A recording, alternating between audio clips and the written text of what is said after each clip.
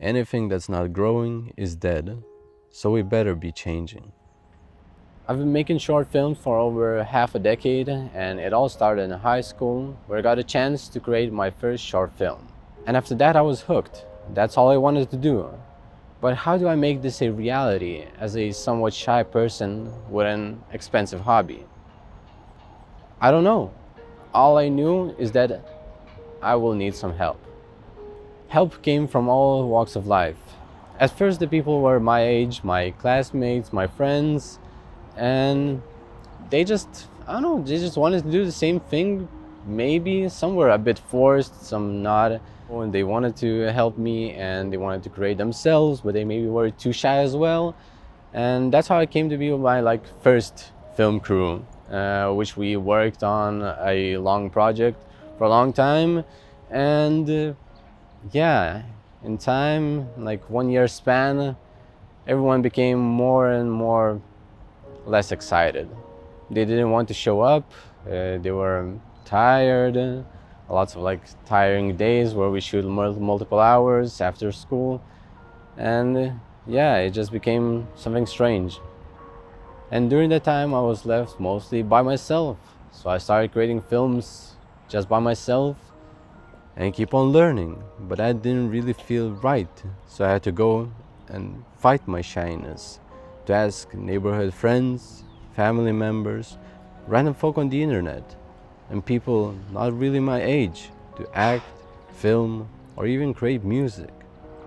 Through this long process of my journey, I taught some people, I got to know some people, and it's all just weird. We all each other pushed each other into different areas.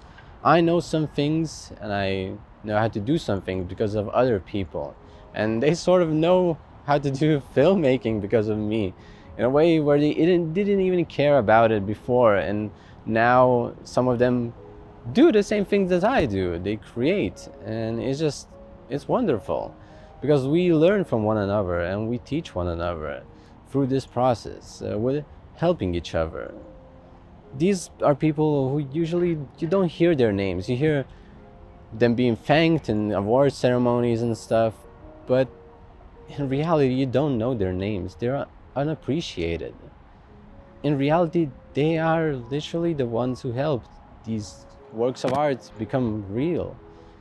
Your parents, your friends, your co-workers, anyone. When I finished my first long project, it was hard because it wasn't even really finished. I had to make it from scraps almost because a lot of friendships went astray, and I just had to deal with it.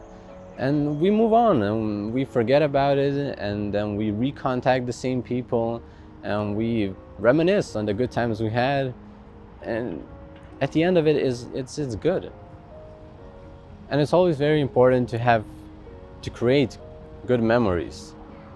At the start, I was fairly an angry person during the filmmaking process. I could hear, looking the archival footage of my own, I could hear my own voice a lot of times having a very negative feel to it.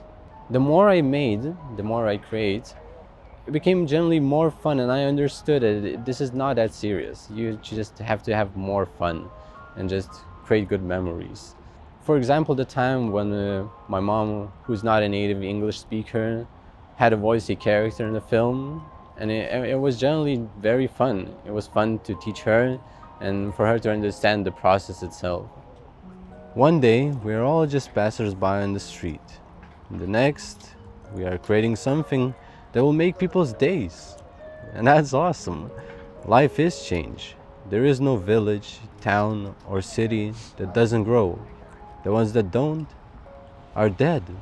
So all I know is that I wouldn't be the same person as I am today without all these great people. And that's just what I wanted to say, is thank you. It's a genuine thank you to all the no names, to all the people who are just doing their own, and then once a month, once a year, they help their friend. They help their friend create or do anything. And that's for you. Because the world without you wouldn't be the world that it is.